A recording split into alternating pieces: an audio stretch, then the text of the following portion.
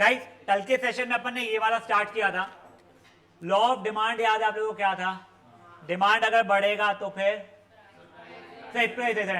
Price अगर बढ़ेगा तो फिर डिमांड घटेगी, ठीक है। यही लॉ ऑफ सप्लाई क्या था, अगर प्राइस बढ़ेगा तो सप्लाई बढ़ेगा। तो देखो ये था तुम्हारा डिमांड कर्व, ये था तुम्हारा सप्लाई कर्व। ये जहां पे इंटरसेक्ट करता था उसे बोलते थे पॉइंट ऑफ इक्विलिब्रियम। इसके देखो अब ये वाला जो एरिया था ये होता था कंज्यूमर सरप्लस। कंज्यूमर सरप्लस का मतलब क्या होता था, वो वाले क्या थे कंज्यूमर जो ज्यादा पे करने को रेडी थे। अब देखो वो समझाने के ना कल मुझे ऐसा लगा कि शायद तुम लोगों को ना एक्स एक्सिस वाई एक्सिस का कंफ्यूजन चल रहा है। अभी ना ये एक्स एक्सिस को देखो ही मत तुम लोग, ठीक है ना। ये मान लो 1 रुपए, 2 रुपए, 3 रुपए, 4 रुपए, 5, 6, 7, 8, 9, ठीक है ना। अब देखो तुम वो डिमांड कर्व वाले को देखो बेटा। अच्छा डिमांड कर्व छोड़ जाओ, ये कितने का इक्विलिब्रियम पॉइंट आया है? 3 रुपए पे इक्विलिब्रियम पॉइंट आया है। मतलब क्या है, वहां पे सप्लायर्स उतना ही है जितना डिमांड है। अब ये जो है ना बेटा, यहां पे अभी मैं जो बात कर रहा हूं देखना, ये कंज्यूमर 9 रुपए भरने को रेडी था, बट उसको कितने भरने पड़े? फायदे में रहा नुकसान में रहा? 8 वाला फायदे, 7 वाला, 6 वाला, 5 वाला, 4 वाला।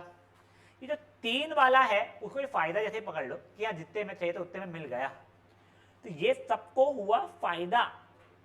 ये कौन लोग हैं? ये कंज्यूमर वाले लोग हैं अभी के लिए, ठीक है ना। ये 2 रुपए में जो खरीदने को रेडी था बट वो 3 रुपए मिल रही, उसको कोई फायदा हो पाया क्या? 1 रुपए वाला तो कोई था ही नहीं वैसे, पर चलो ठीक है। तो फायदे वाले कौन है? 3 रुपए से जो ऊपर एक्सपेक्ट कर रहे थे प्राइस, बट 3 में मिल गया। तो ये पूरा का एरिया किसका हो गया? कंज्यूमर सरप्लस का। अब देखो, अब नेक्स्ट प्रोड्यूसर की बात कर रहा हूं। प्रोड्यूसर ने प्रोड्यूस किया, उसकी इच्छा थी भाई मैं 1 रुपए में बेचने को रेडी हूं।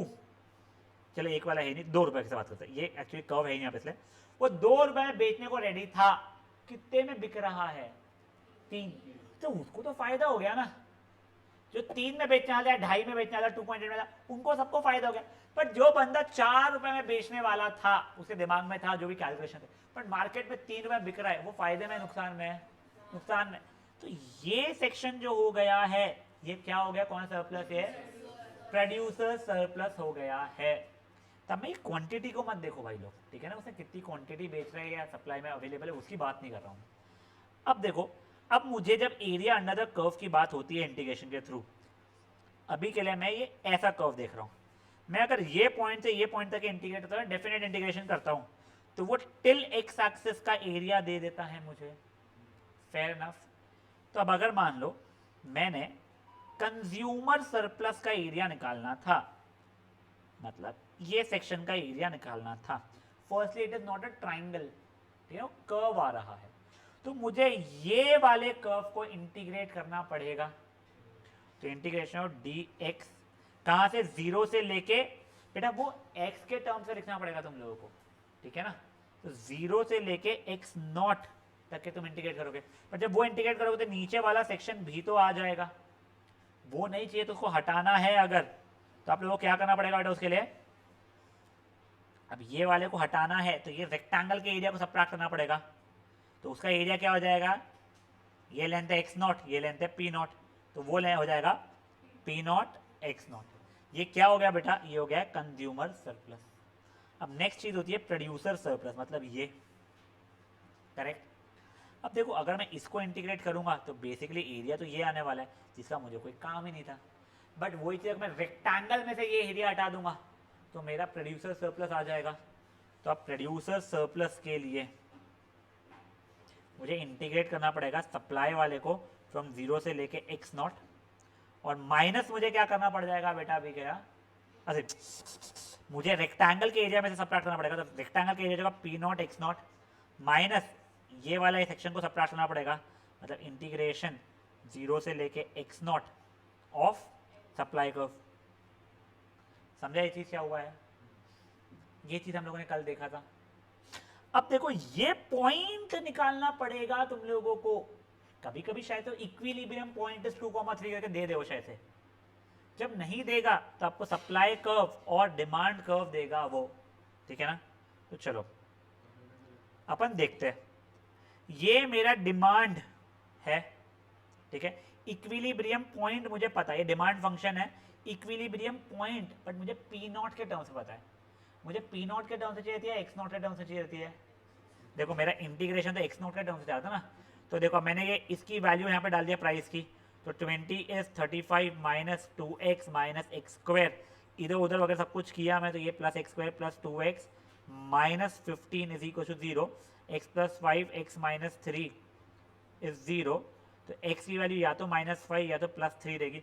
Number of quantities can not be negative, तो हमारा इक्विलिब्रियम पॉइंट बेसिकली 3,20 आ चुका है। तुम्हारा ये क्या था बच्चा लोग, ये था एक्स नॉट, ये था तुम्हारा पी नॉट। अब तुमको क्या मांगा है, find the consumer surplus. Consumer surplus का क्या था बेटा फॉर्मूला, इंटीग्रेशन था मेरा डिमांड कर्व का, तो देखो डिमांड कर्व का इंटीग्रेशन फ्रॉम 0 से लेके x not minus P not x not था, तो देखो integration of 35 minus 2x minus x square D x, 0 से लेके एक्स नॉट इतना है मेरा 3 है, माइनस 3 इंटू 20, जो भी आंसर आएगा वो तुम्हारा क्या हो जाएगा, कंज्यूमर सरप्लस। ये समझा तुमको क्या हुआ। नेक्स्ट वाला देखो तुम लोग, तो डिमांड फंक्शन दिया गया है मुझे, ठीक है। Find the consumer surplus at equilibrium point P is equals to 2। उसने लॉग की वैल्यू भी दिया है, नहीं पता क्या काम है, देख लेंगे। अब देखो वापस से P की वैल्यू दिया है, मुझे x की वैल्यू निकालनी है।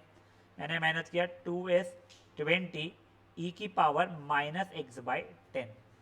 पहला थॉट, लॉग वॉग देखा नहीं है तो पावर नेगेटिव में नीचे डाल दूंगा, चल डाल दो, आ सकता है, मैं बोल रहा हूँ, मैंने बोल रहा हूँ यही आता है x/10।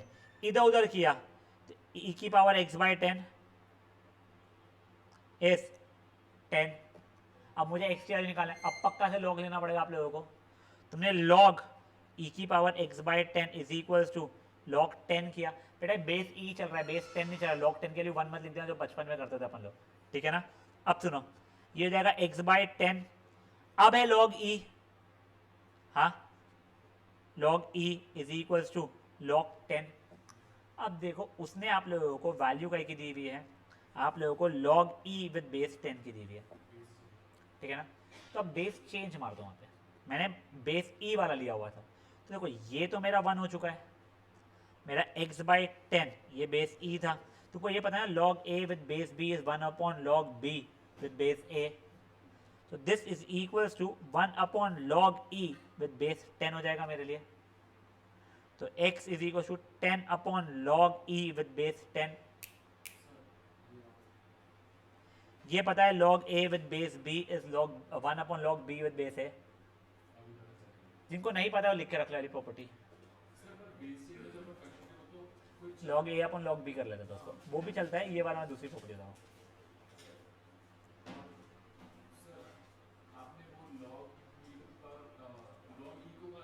log e की वैल्यू 1 हो गई मेरे लिए, मैंने बेस e लिया हुआ है। चलो एक काम करो, सुनो सुनो सुनो, तुम बेस e मत लो, तुम लोग बेस e मत लो, तुम लोगों को आगे लॉग टेबल भी देखना पड़ेगा।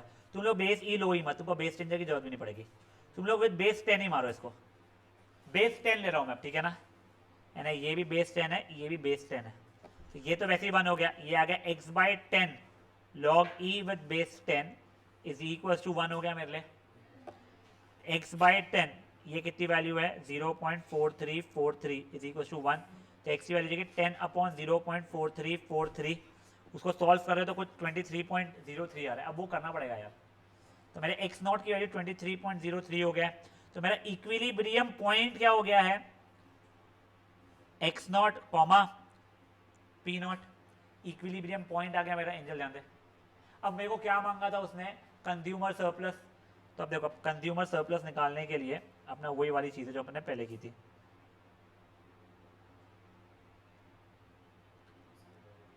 Integration of demand from 0 to x not minus x not p not, ठीक है, जगह इंटीग्रेशन ऑफ 20 e की power minus x by 10 d x from 0 से लेके 23.03 माइनस ये हो जाएगा कितना p not into x not हो जाएगा 46.06, ये 20 बाहर आ जाएगा बेटा। ई की पावर माइनस एक्स बाई 10 है तो उसका इंटीग्रेशन है ई की power minus x by 10 upon minus of 1 by 10 आ जाएगा, तो नीचे वाला 10 ऊपर चल जाएगा, तो ये ऐसा हो जाएगा माइनस 46.06, 0 से लेके 23.03। फिर तुम जो वैल्यूज डालोगे उसे तुम्हारा आंसर आ रहा है। फेयर इनफ है यहाँ तक है? हाँ अब सर हाँ बेटा आपने बेस कैसे डिसाइड किया? अब तुम लोग हमेशा ही बेस 10 लो बेटा, बेस कुछ और लो ही मत तुम लोग, क्योंकि बाद में जो लॉग टेबल भी देखना पड़ता है ना बेस 10 वाला ही है, ठीक है। Okay sir. The supply function देखो पहले बार सप्लाई फंक्शन दिया उसने ऑफ अ कमोडिटी इज ये determine producer surplus if 12 units of goods are sold, ठीक है ना। अब सुनो एक बार के लिए, ये तुम लोगों को 12 यूनिट्स को सेल किया है, पी की वैल्यू कितनी आई है 12, तो एक्स की वैल्यू कितनी हो जाएगी उसके ऊपर, एक्स की वैल्यू 12 दी गई है तुम लोगों को, तो पी की वैल्यू कितनी हो जाएगी तुम्हारी 16 हो जाएगी, ठीक है यहाँ तक है। अब तुम्हारा उसका क्या था, तुम्हारा 12,16 हो चुका है ये।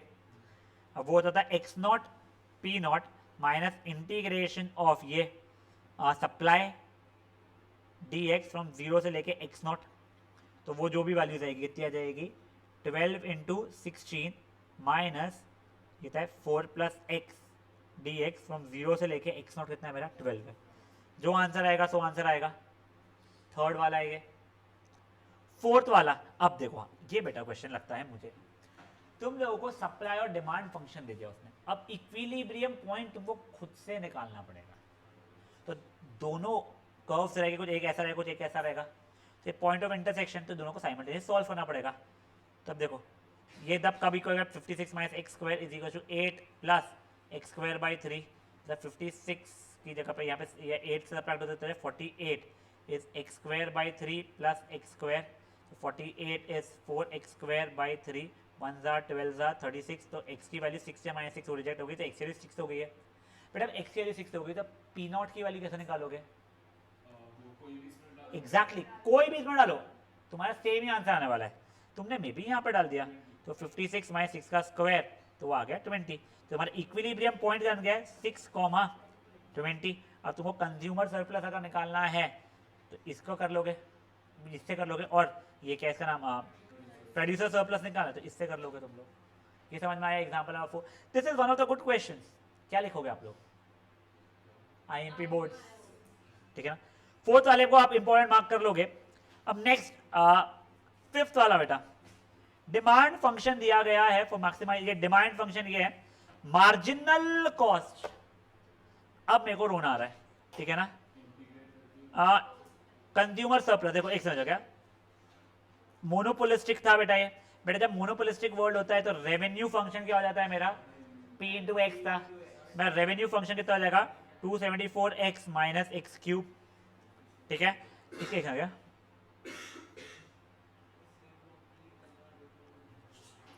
एक समझो क्या रेवेन्यू, ठीक है। एक बार एक क्वेश्चन मैं तुमको समझाने की कोशिश करता हूँ, उसके पहले तुम लोग पहले 4 एग्जांपल्स करो प्लीज, ऐसे पहले 4 एग्जांपल्स कर लो आप लोग।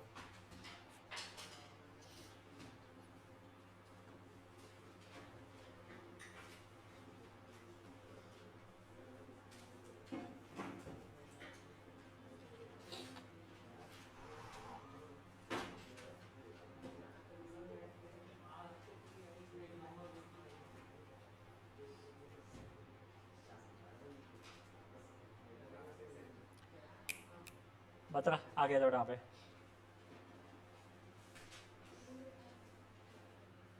बेटा, उतने सारे लोगों को वहां से हटाना मेरे लिए बहुत डिफिकल्ट है बेटा। नहीं नहीं यहाँ पे, यहाँ से आते आते वहां पे बेटा, जल्दी आ, जल्दी बाहर निकलो बेटा।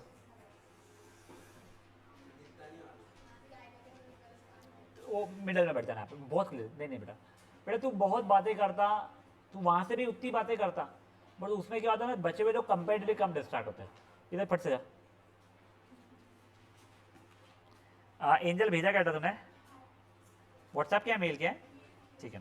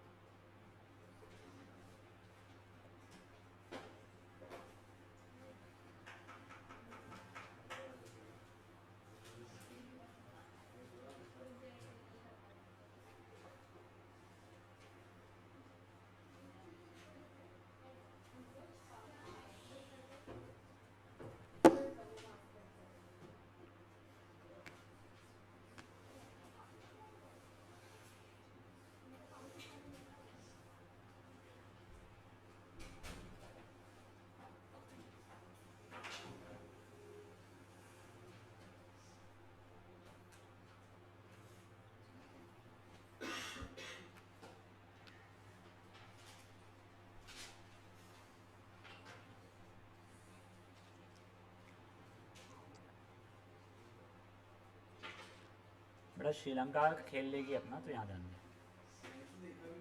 यहाँ ध्यान दे।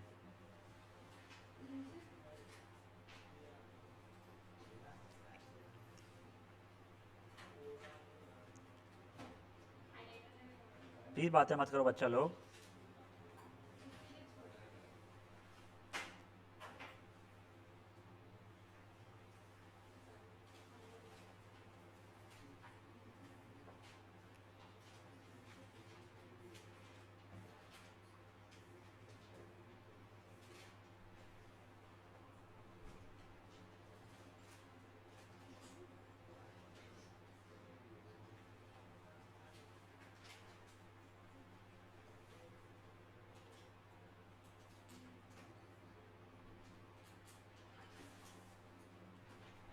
एक बार कोई बुक दिखा पाएगा क्या मेरे को? उससे अच्छा कर लेंगे। हाँ हाँ, उससे कोई फर्क नहीं पड़ता।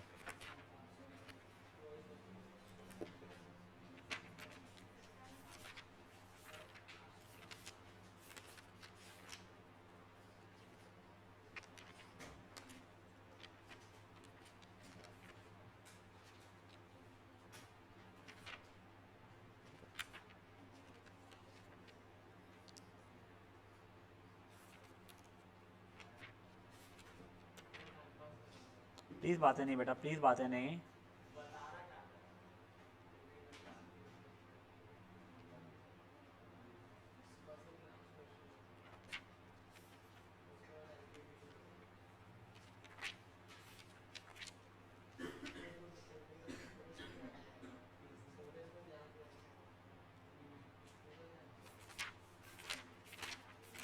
ये चीज़ें कहाँ पे थी ना, मोनोपोलिस्टिक वर्ल्ड वाली एप्लीकेशन डेरिवेटिव की लास्ट एक्सरसाइज थी ना। हाँ बट वो मुझे मिल नहीं रहा है, वो स्टेटमेंट कहाँ पे था।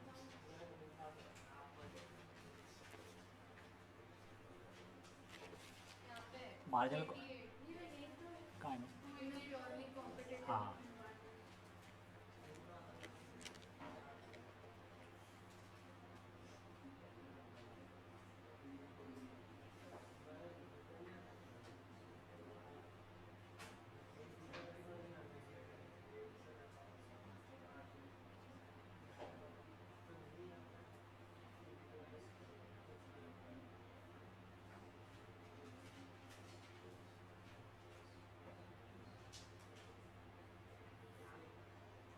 तो मोनोपोलिस्टिक वर्ल्ड के बारे में कुछ बता ही नहीं रहा था मेरे को, कैसा होता है।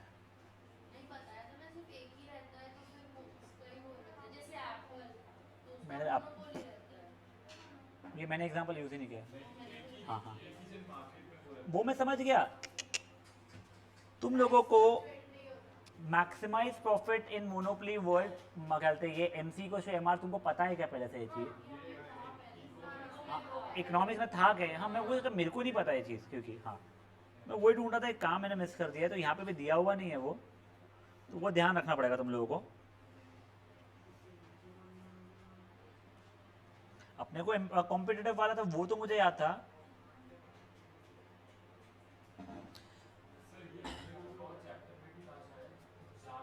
नहीं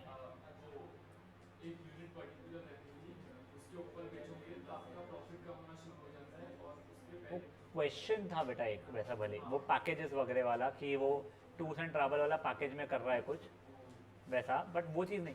ये मैं समझा दूंगा तुम्हारे को, मार्जिनल कॉस्ट और मार्जिनल रेवेन्यू क्यों बढ़ रहा है, यानी इक्वल रहेगा मोनोपोलिस्टिक वर्ल्ड के अंदर। बट वही मैं सोचा था, मैंने कहीं मिस कर दिया तुम्हारे को ये पढ़ाना कि क्या है, और वो भी शायद से मैं सही ना पढ़ाऊँ। देखो मैं जो बता रहा हूँ मुझे बता देना कि मैं सही बोल रहा हूँ या नहीं बोल रहा हूँ। सर हाँ बेटा। मुझे एक बार एग्जाम्पल 2 समझाओगे? यस उसकी वर्किंग कैसे करना है? यही था ना एक्सरसाइज। हाँ हाँ सॉरी,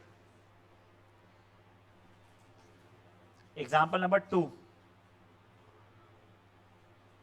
यहाँ तक क्या आया था बेटा तेरा? मेरा सर यहाँ पे आगे 10 इज इक्वल टू e⁻x/10। अच्छा मैं डिलीट कर दिया क्या वो? लो जाए इसे 10 इज इक्वल्स टू e⁻x। यहाँ तक आया बेटा तेरा? हाँ एक्स कैसा है भाई? x/10। हाँ, log लिया बेटा मैंने, विद बेस 10 ही ले रहा हूँ बेटा मैं, ठीक है ना। सही अज्यूम कर सकते हैं ऐसे ही। तू कोई भी वाला लॉग ले सकती है, log 8 ले सकती है, देखो log विद बेस 8 ले सकते हो, कुछ भी log ले सकती है। ओके। आगे का समझ में आ गया ना तेरे को? हाँ सर। हाँ क्रिश। तो मैं तो क्या करता था, 10 डिवाइड बाई 0.4343 जो है उसको 1 2 3 4 अपॉन 4343 ऐसा किया होता मैंने। अबे वो मैथमेटिक्स है, ऊपर नीचे मैंने 10,000 से मल्टीप्लाई किया, इसमें क्या गलत देंगे, इसे आगे सॉल्व करूंगा। हाँ तो हेड सही में।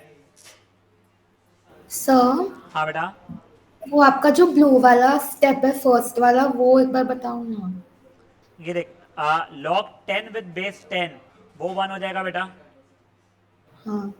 अब ये e की पावर x बाई 10 था, वो नीचे उतर जाएगा, समझा। हाँ सर, और ये मतलब बुक में final answers in terms of rupees क्यों नहीं लिखे हैं? अपने final answer in terms of क्या क्यों नहीं लिखे हैं? रुपीस। नहीं बेटा, उसका आई डोंट थिंक रुपीस के टर्म्स में आता है वो final answer. Okay sir, log e to the base 10 1 नहीं होता? log e with 2 base e 1 होता है बेटा। log okay e okay. and log anything with the same base is 1। ये बुक किसकी थी बच्चा? Thank you.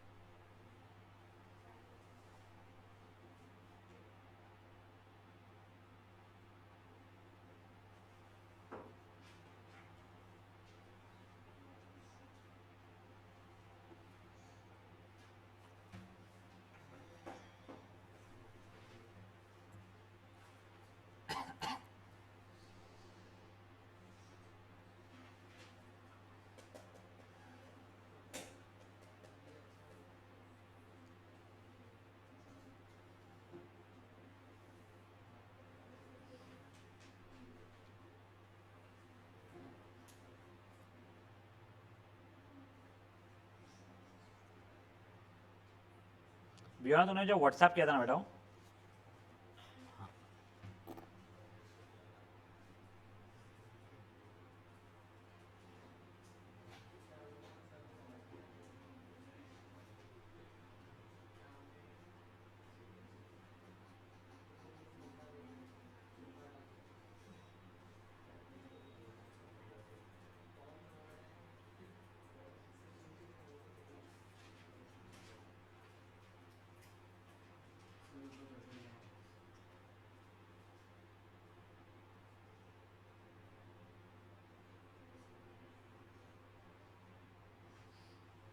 कहाँ से करके दिखाना है? देखो, तुम्हारा ये तो आ चुका है, ऐसा इंटीग्रेट कर रहे हो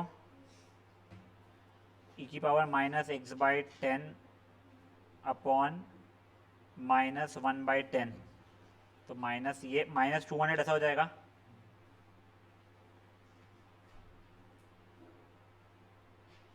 फ्रॉम 0 से लेके एक्स नॉट की वैल्यू क्या है हमारी? 23.03 minus P not x not, तो वो तो 46.06 हो रहा था। अब देखो वही, ये e की पावर माइनस 23.03 अपॉन 10, मतलब माइनस एक्स नॉट अपॉन 10 चल रहा है। वो देखो, ये e की power minus x not upon 10 तुमको यहाँ पे मिला हुआ था वैल्यू।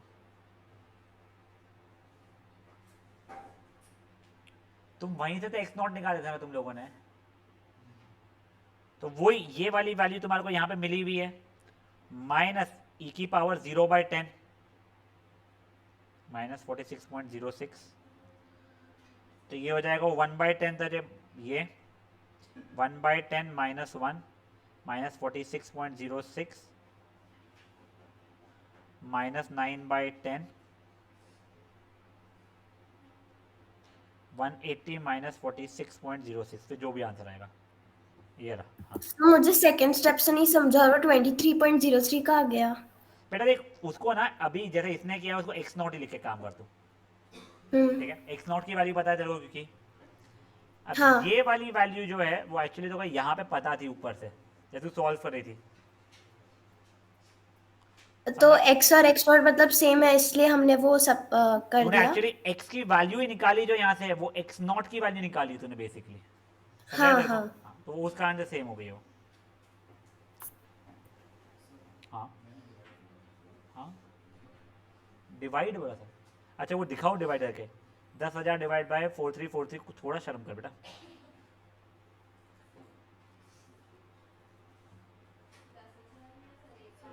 एक लाख है क्या? ओह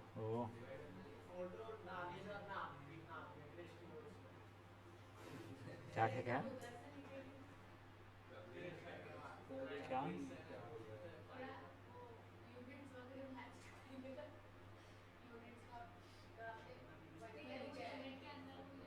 नहीं नहीं नहीं बेटा, 1 के नीचे लिखा ही नहीं मैं, जहाँ पे जो 0 के नीचे लिखा है ना मैंने,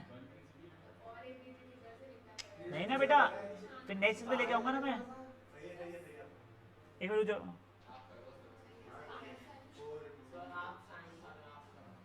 ये 0 अब आएगा ना पगलट,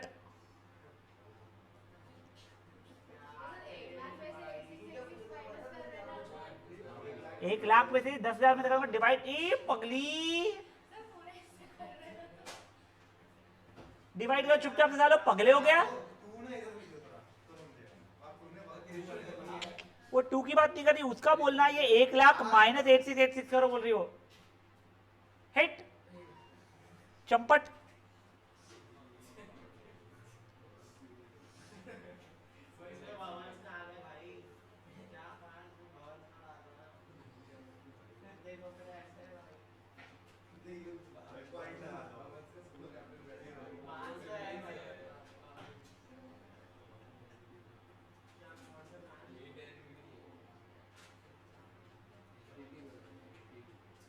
अच्छा हो जाओ 111 थोड़ी जाएगा,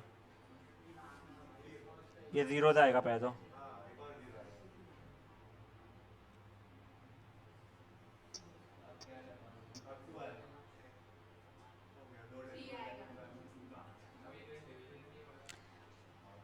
(23.03) दिया उसने, 23.02 दिया उसने, उसे राउंड ऑफ किया एक और डेसिमल के आगे करके, मैं दिखाता हूँ तुम लोगों को,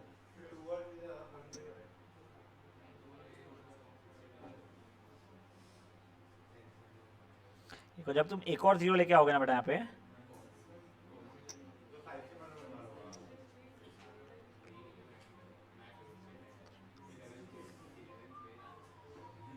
हाँ ये फाइजा होगा, तो उसने राउंड ऑफ करके तो 23.03 लिया हुआ है, तुम 23.02 भी लोगे चल जाएगा, इतना कोई रुलाएगा नहीं। क्रिश हे बाप रे, वापस समझाओ वो डिवीजन, अच्छा वो वहां से फोटो, अच्छा अच्छा,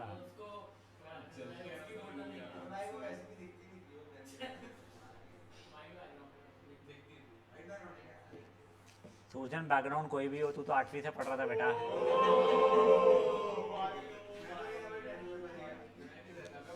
अरे तू 8वीं से पढ़ने जा, तो 8वीं से फीस भर रहा है, पढ़ाई तो तूने अभी तक एक भी बार नहीं की है,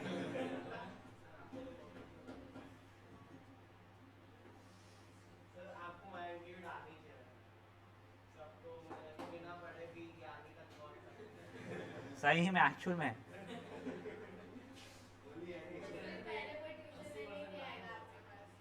डायरेक्टली 8वीं से जो पढ़ेगा वो बिना पढ़े भी पहुंच जाएगा 12वीं तक, ऐसा लिखूंगा मैं,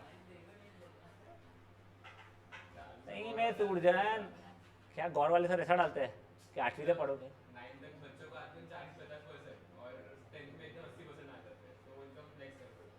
लेकिन 9 से 10 में सबके पढ़ते हैं। सूरजन का नहीं पता, बट सब नहीं पता, सूरजन का नहीं पता। अबे तुम्हारे समय ना बोर्ड खराब आया था, तो तब तुमने दिए थे क्या वो कहते 9? मेरे को थे 7 में भाई 68% छापने के बाद। हाँ हाँ वही।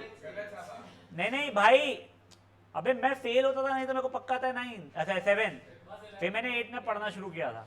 और 10th वैसे भी ईजियर है, तुम लोगों को पता ही है 10th ईजी है कि तुम लोगों को पढ़ने का मौका ही नहीं मिला 10 ढंग से। उसमें एमसीक्यू डाल दिए उन लोगों ने मस्ती में, पोर्शन में मस्ती की है। तुम्हारा बैच के हाथ में 10th का तुमको रियलाइज होता है। अभी के बैच वालों का देखना, ये 10th और 9th जब कंपेयर करते हैं, ये लोग बोलते हैं 10th ईजियर है, 9th इतना ईजी नहीं है। तुम लोगों ने 9th देखा ही नहीं, तुमने तो बिल्कुल नहीं देखा 9th। सूरजन ने बहुत देखा 9th। सूरजन मेरे को कॉल करता था, सर आपके वीडियो को हम हैक कर पा रहे हैं। मैंने आके करके देखा, सर वो ऐसा हो सकता है। अलग अलग क्यूट बातें करता था सूरजन मेरे साथ फोन पे। छोटू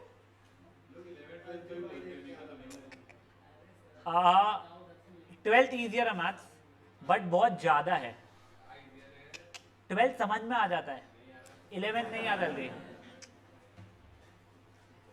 जल्दी करो बच्चा लोग प्लीज। सेकंड वाला समझाऊं, सॉल्व करूं, क्या करूं? देख एक सेकंड जा, तो कैलकुलेशन समझाओ या क्वेश्चन समझाओ? कौन? ये 10 log e to the power 10 नहीं है, मेरे को समझ रुक जा। ये यहां तक क्या को मिल चुका है? log लिया तूने, विद बेस 10 लिया तूने, तो ये आएगा log 10 विद बेस 10 की वैल्यू 1 होती है। ये देख log e की पावर x बाई 10 था, तो x बाई 10 नीचे उतर जाएगा, log e विद बेस 10 बच जाएगा। अब log e विद बेस 10 की वैल्यू मुझे दी गई थी, तो वो डाला है मैंने बस।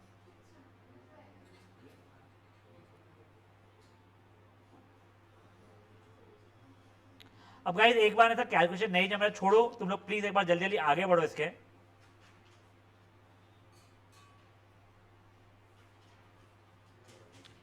क्लास के टाइमिंग क्या है तुम्हारे भी रेगुलर इसमें के? 3:30 तक कीजिए क्या? एक ही कंसेप्ट हो पाएगा यार, थोड़ा जल्दी कर लो बच्चे लोग प्लीज। नहीं यार, वो क्या होगा ना, वो भागने वाली बात हो जाएगी, वो करना नहीं है। इवनिंग वाला भी कराना बहुत जरूरी है अभी उनका। इवनिंग नहीं रख रहा हूँ मैं, कल 1.5 घंटे रहेगा ना, 1.5 घंटे की रहेगी, इवनिंग वाला नहीं रहेगा। मंडे को छुट्टी रहेगी, मंडे को हम लोग पिकनिक जा रहे हैं, ट्यूसडे से बैक टू ये वाला जो आज का टाइमिंग है वो रहेगा। हाँ रुक जा, तुम लोग सुन लो, वो डांडे तू भी सुन ले, मैं ओरली बता रहा हूँ, ठीक है ना? मेरा नंबर बड़ा वीक है, रुको।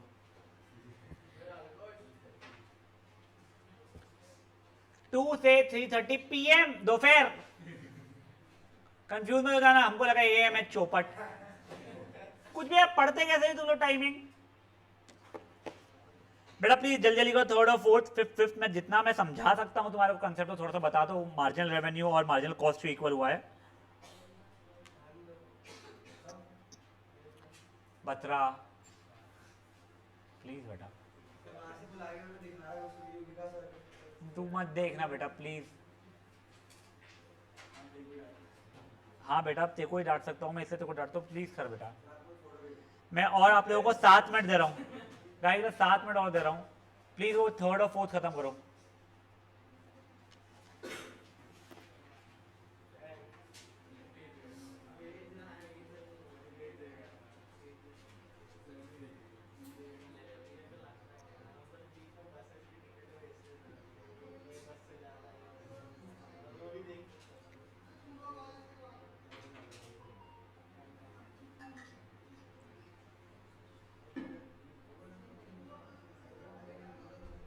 बत्रा प्लीज बातें मत कर बेटा।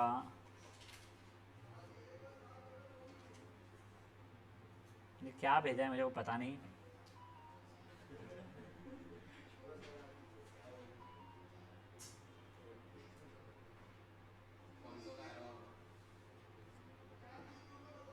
बेटा प्लीज तुम लोग करते रहो प्लीज।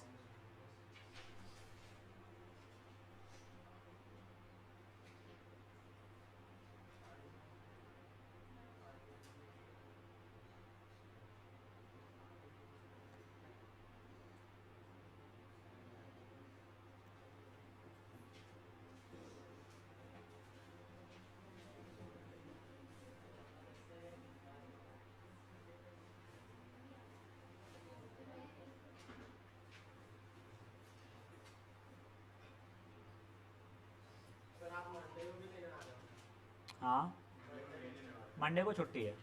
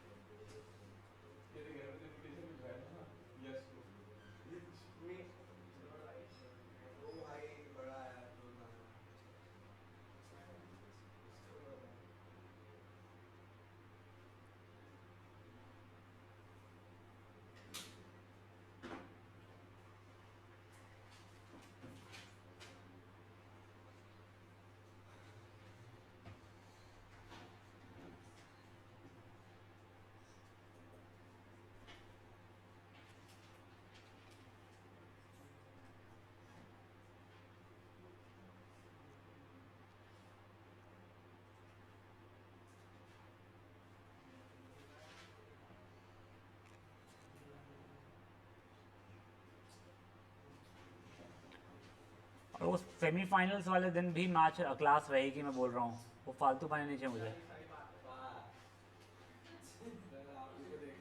हाँ मैं भी देखूंगा बेटा, तुम भी देखना क्लास के बाद।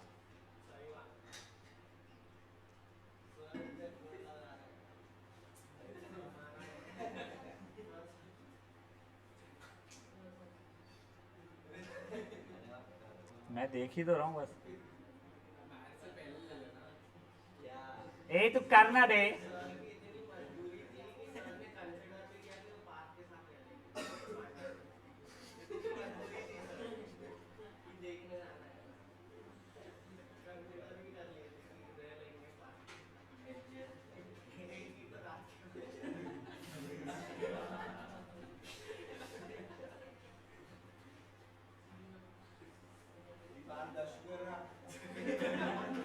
करो लास्ट 4 मिनट गाइस।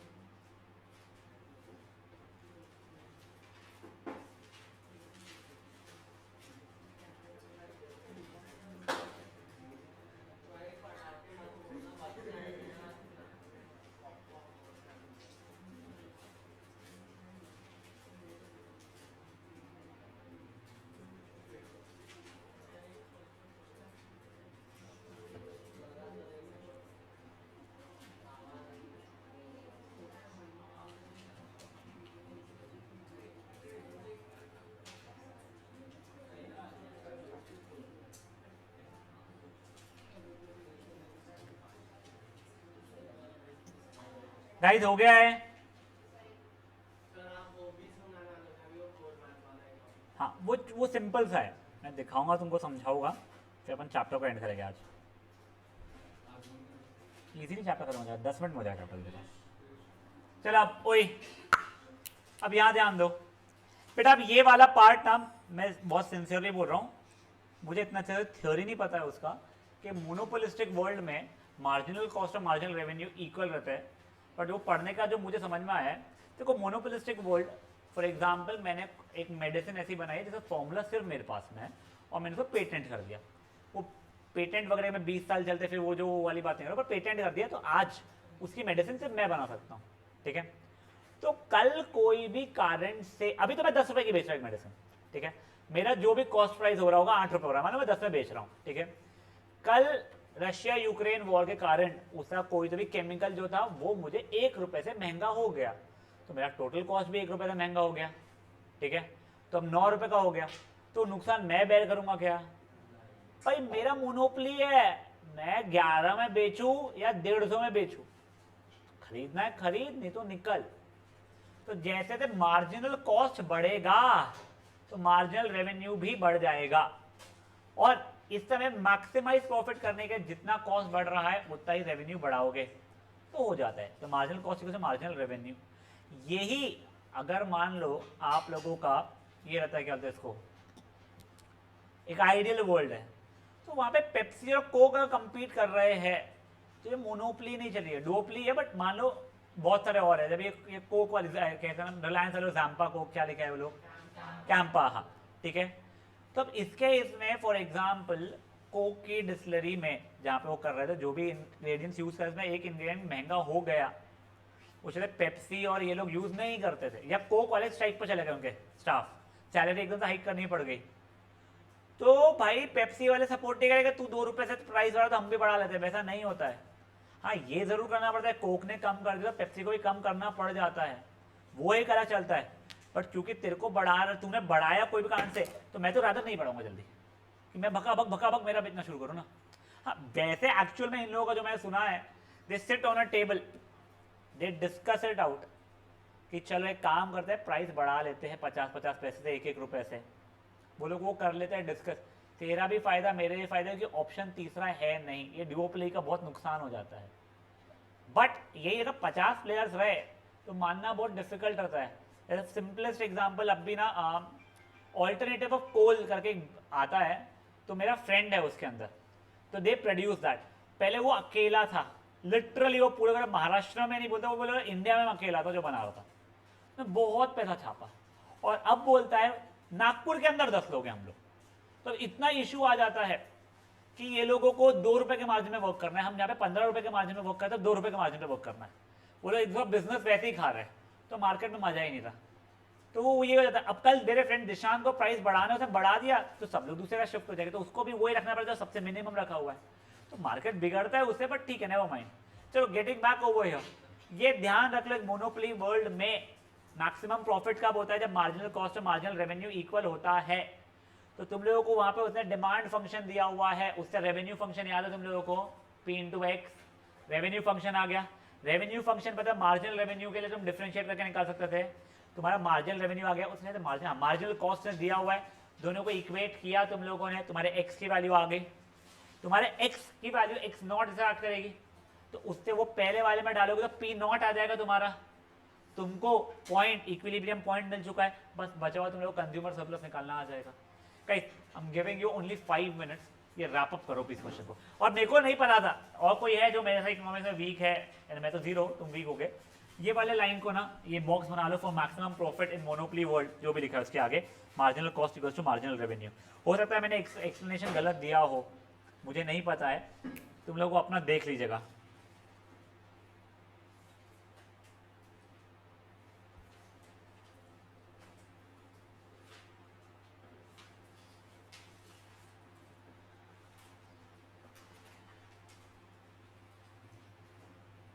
बेटा वो एक को उसको कॉल कर, माही को, दे पाए माही का नंबर, तो कॉल कर, कहाँ पहुँची, आधे घंटे पहुँचने थी, 4 घंटे पहले हो। नहीं सूढ़ा का जब मैं बोलूँगा तब करना, वो ज्वाइन कर लेगा ऑनलाइन।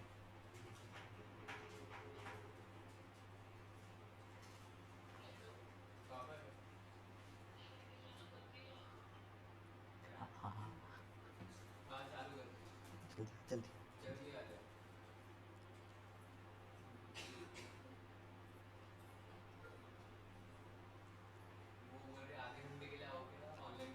उसको ना झापड़ मारूं या क्लास से निकालूं?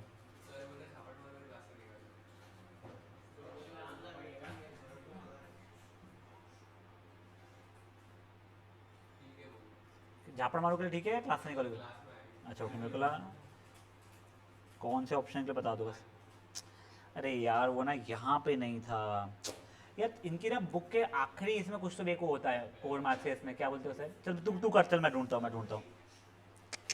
समरी नहीं यार, उनका ना वो कुछ मिसलेनियस या क्या नाम से होता है, देखता हूँ मैं रुक जाओ। तुम लोग करो प्लीज, तुम लोग अपना करो यार।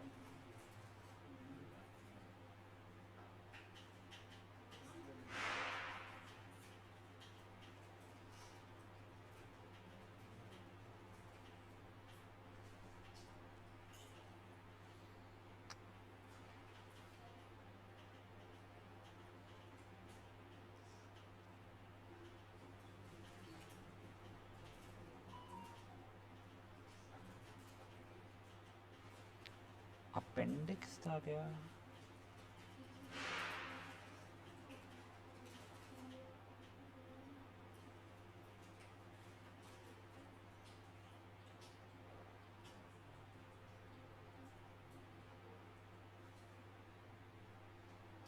बड़ा प्लीज थोड़ा सा क्विकली कीजिएगा इन चीज़ों को आप लोग।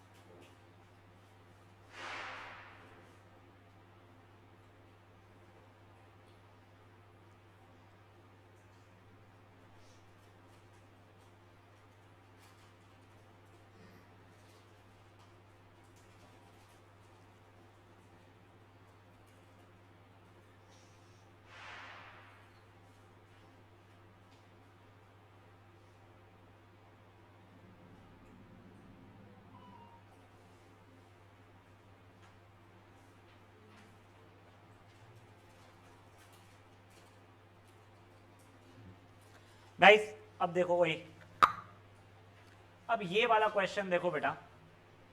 अब देखो मेरे को कुछ और मिला नहीं है तो मैंने ये उठाया क्वेश्चन ऑफ इंटरनेट से जो समझाने के लिए।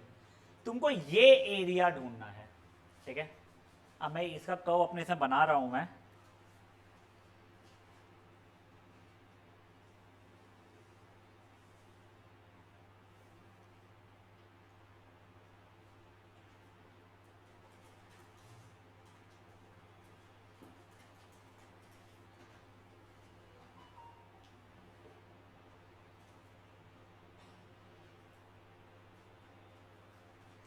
ये लाल वाले का इक्वेशन क्या है? -2x² + 8x - 5।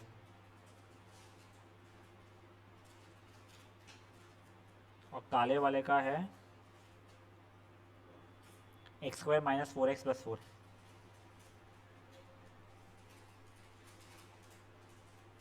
यही था ना इक्वेशंस? देख लो एक बार वापस से। अब सुनो, अब तुम लोगों को ये वाला एरिया का निकालना है। तो वैसे बहुत सिंपल है, कुछ नहीं, ये लाल वाले को यहां से लेके यहां तक इंटीग्रेट करोगे अगर, तो ये एरिया आ जाएगा, करेक्ट। और काले वाले को वहीं से वहीं तक इंटीग्रेट करोगे और सबट्रैक्ट कर दोगे, तो ये एरिया अपना ये एरिया अपना सबट्रैक्ट हो जाएगा। तो बेसिकली मुझे पहले दोनों पॉइंट ऑफ इंटरसेक्शन निकालने पड़ेंगे, तो इसलिए इनको साइमल्टेनियसली सॉल्व करूंगा मैं, ठीक है। तो फॉर एग्जांपल यहां से आया x² की वैल्यू, इन दोनों को इक्वेट करना पड़ेगा ना करो। तो -2x² + 8x - 5 = x² - 4x + 4। 3x² minus 12x plus 9 is equal to 0, x² minus 4x plus 3 is equal to 0, तो x minus 3 x minus 1 is equal to 0। तो ये पॉइंट हो गया 1 कॉमा समथिंग और ये पॉइंट हो गया 3 कॉमा समथिंग। तो अब मेरे को बेसिकली ये लाल वाले को इंटीग्रेट करना पड़ेगा फ्रॉम 1 to 3 और फिर जो भी आंसर आएगा वो माइनस करना पड़ेगा एक काले वाले को फ्रॉम 1 to 3, तो मेरा एरिया अंडर द कर्व आएगा। समझा जी क्या हुआ है? देखो जब तुम लाल वाले को इंटीग्रेट करोगे फ्रॉम 1 to 3 तो तुम्हारा ये पूरा का पूरा एरिया आएगा। तो जब काले वाले को इंटीग्रेट करोगे 1 to 3 तो ये वाला एरिया तुम्हारा आएगा, सब्ट्रैक्ट करोगे आंसर आ जाएगा। ठीक है, ये एक कंसेप्ट मुझे बताना था। और दूसरा एक और सुनो बेटा, अगर कर्व कभी कुछ ऐसा रहा ना तो ये एरिया पॉजिटिव आता है और ये वाला एरिया अपना नेगेटिव आता है, ये तुमको पता होना चाहिए। तो अगर ये मान लो 5 यूनिट है, ये 8 यूनिट है वैसे, तो ओवरऑल एरिया तुम्हारा -3 यूनिट आने वाला है डेफिनेट इंटीग्रेशन के अकॉर्डिंग। Fair enough? बट अब यहाँ पे फाइनली ये चैप्टर होता है ख़त्म अपना।